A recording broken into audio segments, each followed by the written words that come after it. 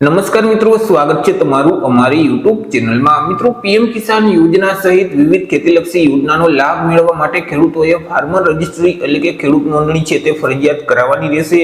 તો આ ખેડૂત નોંધણી કરાવ્યા પછી તેમનું સ્ટેટસ ઓનલાઈન કેવી રીતે ચેક કરી શકાય તેના વિશે આપણે આજના વિડીયોમાં માહિતી મેળવશું। પરંતુ તે પહેલા વિડીયો ગમે તો લાઈક અને શેર કરી દેજો, ચેનલમાં નવા હોય તો ચેનલને સબસ્ક્રાઇબ કરી દેજો।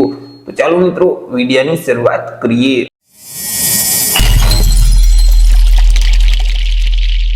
તો સૌથી પહેલા આપણે ચર્ચા કરી લઈશું કે અરજીનું સ્ટેટસ છે તે કેવી રીતે ચેક કરી શકાય। તો તેના માટે તમારે કોઈ પણ એક ઇન્ટરનેટ બ્રાઉઝરને ઓપન કરવાનું રહેશે અને સર્ચ બોક્સમાં ટાઈપ કરવાનું રહેશે એગ્રીસેટેક। જેવું તમે એગ્રીસેટેક ટાઈપ કરી તમે તેને સર્ચ કરશો તો તમારી સામે આ મુજબની એક સ્ક્રીન ઓપન થઈ જશે કે જ્યાં એગ્રીસેટેકની ઓફિશિયલ વેબસાઇટ તમને સૌથી પહેલા જોવા મળશે, jjfr.agrisetec.gov.in। તો તે વેબસાઇટ ઉપર તમારે ક્લિક કરી દેવાનું રહેશે।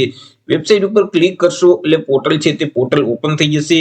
હવે તેમાં મિત્રો અહીં જે મેનુ છે તેમાં તમને ચેક એનરોલમેન્ટ સ્ટેટસનો ઓપ્શન જોવા મળશે, તેના ઉપર ક્લિક કરવાનું રહેશે, જેથી કરી ફરીથી આ મુજબની એક સ્ક્રીન ઓપન થઈ જશે। અહીં તમને અલગ અલગ બે ઓપ્શન જોવા મળશે, એનરોલમેન્ટ આઈડી નંબર અને આધાર નંબર। જ્યારે મિત્રો તમે અરજી ફોર્મ સબમિટ કરેલ છે ત્યારે તમને 25 ડિજિટનો એક એનરોલમેન્ટ આઈડી નંબર આપવામાં આવેલો છે। તે નંબર જો તમારી પાસે હોય તો અહીં એનરોલમેન્ટ આઈડી ને સિલેક્ટ કરી અને મિત્રો તમારા આઈડી નંબર આ બોક્સમાં ટાઈપ કરી દેવાના રહેશે। પરંતુ મિત્રો તમારી પાસે જો એનરોલમેન્ટ આઈડી નંબર ના હોય તો અહીં આધાર નંબરને સિલેક્ટ કરી અને રજીસ્ટ્રેશન કરતી વખતે તમે જે આધાર કાર્ડના નંબર આપેલ છે તે નંબર આ બોક્સમાં ટાઈપ કરી દેવાના રહેશે। ત્યાર પછી અહીં જે ચેકનું બટન છે તેના ઉપર ક્લિક કરવાનું રહેશે। એટલે મિત્રો આ મુજબની એક સ્ક્રીન ઓપન થઈ જશે કે જ્યાં તમને અહીં તમારા આધાર કાર્ડ નંબર અથવા તો એનરોલમેન્ટ આઈડી નંબર જોવા મળશે, સેન્ટ્રલ આઈડી નંબર અહીં તમને જોવા મળશે, અરજીનું સ્ટેટસ છે તે અહીં જોવા મળશે, ખેડૂતનું નામ અહીં જોવા મળશે, તમે જે અરજી ફોર્મ સબમિટ કરેલ છે તે તારીખ અને તેનો સમયગાળો અહીં જોવા મળશે, અરજી ફોર્મ એપ્રુવ અથવા તો રિજેક્ટ કરવામાં આવેલ છે તેમની તારીખ અને સમયગાળો જોવા મળશે। અરજી ફોર્મ જો રિજેક્ટ કરવામાં આવેલ છે તો શા માટે અરજી ફોર્મ રિજેક્ટ કરવામાં આવેલ છે તેનું રીઝન અહીં તમને જોવા મળશે। મિત્રો અહીં ઘણા બધાનો સવાલ છે કે અરજી ફોર્મ સબમિટ કર્યા પછી તેનું જે સ્ટેટસ છે તે હજી પેન્ડિંગ જ બતાવે છે, નથી એપ્રુવ કરવામાં આવતું કે નથી રિજેક્ટ કરવામાં આવતું।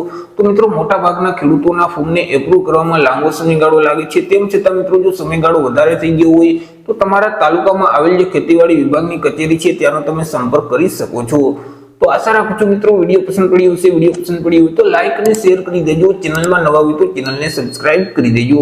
ફરી મળીશું એક નવા ટોપિક સાથે એક નવા જ વિડીયોમાં। ત્યાં સુધી જય હિન્દ, વંદે માતરમ।